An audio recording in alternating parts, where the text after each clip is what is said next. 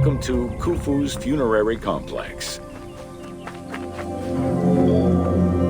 The Valley Temple was the first architectural component encountered when one entered the funerary complex. It was considered the official entrance of the tomb and mixed the structural components of both a temple and a portico. Khufu's Valley Temple shows evidence of a basalt pavement, letting us know where the portico portion of the structure was located. Such a partition is believed to symbolize both the subterranean and solar aspects of the afterlife.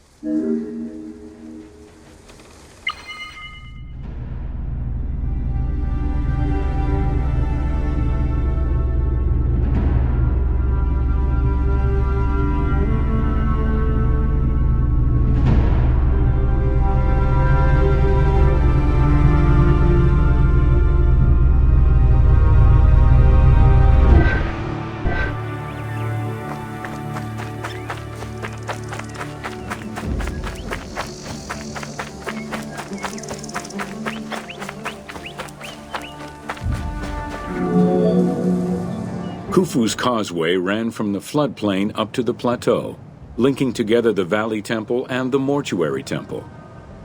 A traditional causeway presented itself as a paved path, enclosed by walls and often roofed.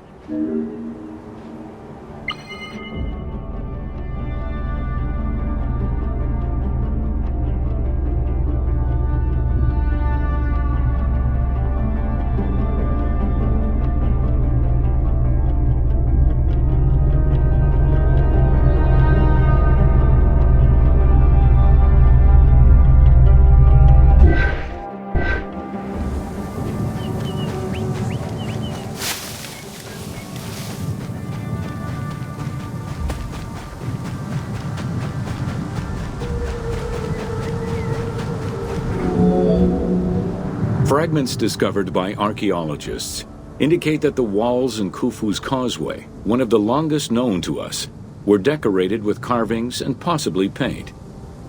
Depictions show a great variety of themes: stars on the ceiling, accompanied by scenes of battles on the walls.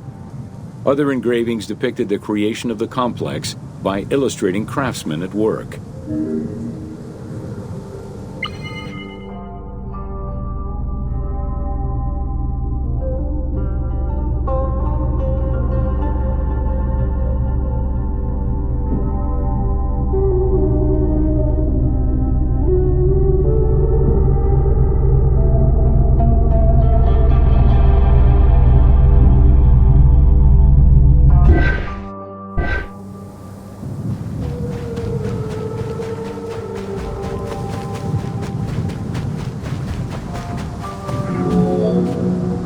The most impressive private cemeteries of Giza are located east and west of Khufu's pyramid.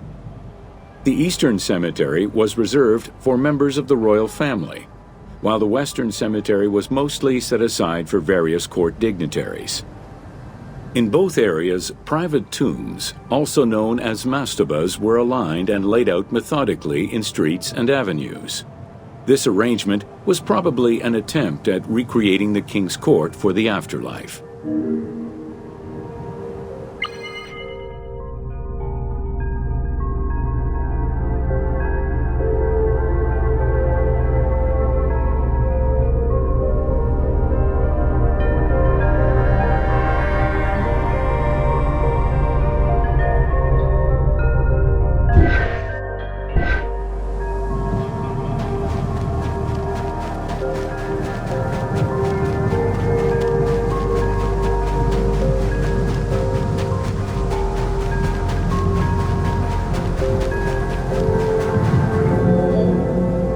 To the east of Khufu's pyramid reside three smaller constructions, the three Queen's Pyramids.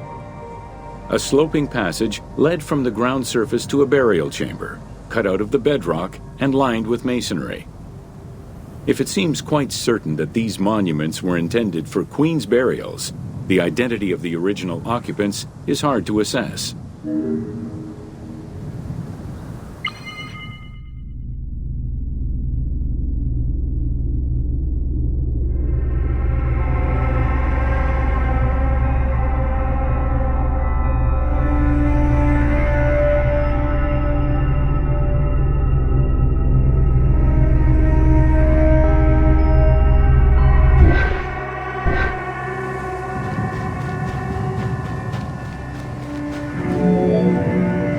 The northernmost pyramid was most likely meant for Queen Hetepheres, who is believed to have been Khufu's mother.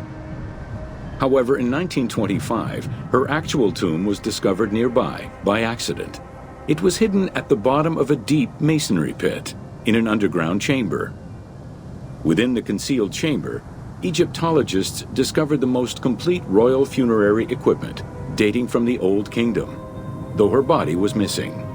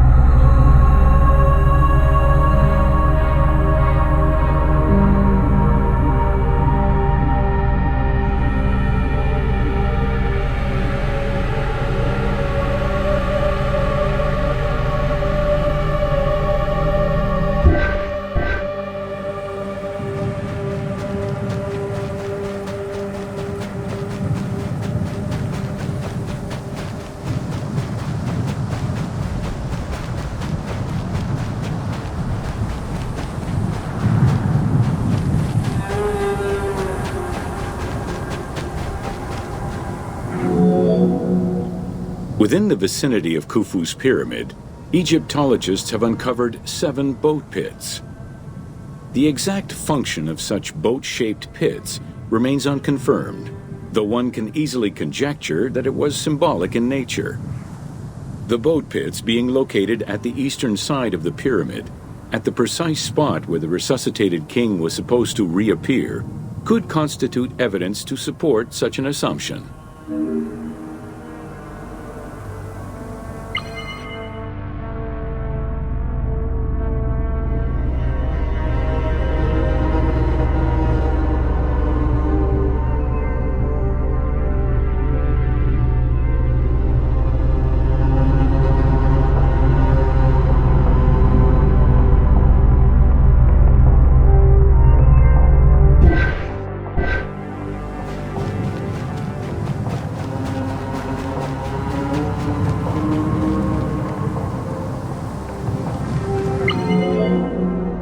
The 2 southern boat pits, each covered by a roof of huge limestone slabs, were discovered in 1954 by Kamal al-Malak, an Egyptian Egyptologist.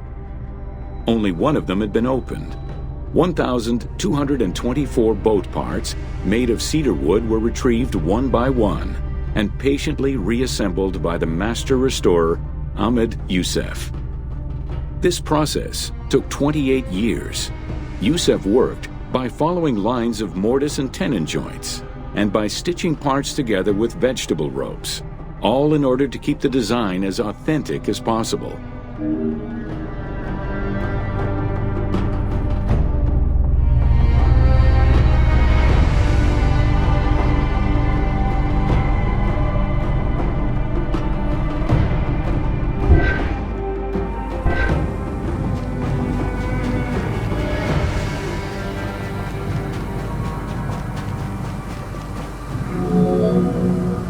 The Greek term pyramidion refers to the capstone of a pyramid or the tip of an obelisk.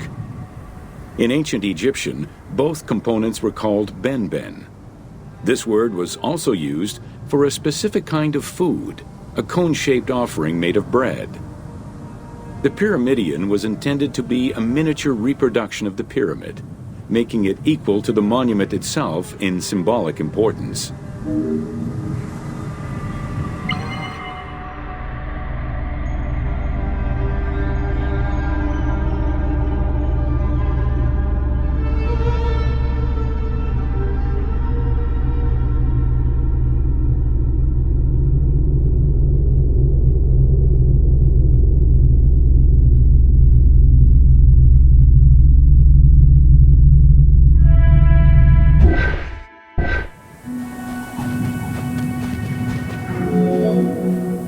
A few pyramidia have been retrieved from pyramidal complexes. The earliest, found in Dashur, is undoubtedly a good example of Old Kingdom's pyramidia. It is made of limestone and has no inscriptions. Some engraved pyramidia were recovered from private funerary chapels. Their inscriptions all related to the solar symbolism of the Benben.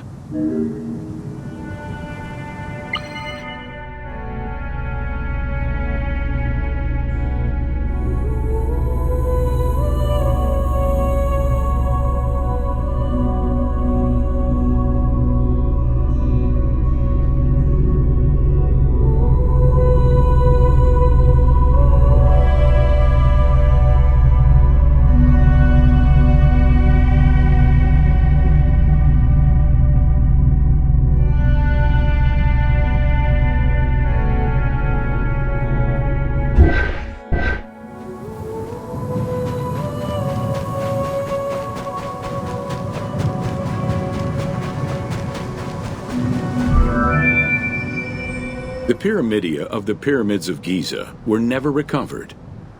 The reconstitution you see in the game is fictive, incorporating a golden pyramidion bearing inscriptions relevant to Khufu.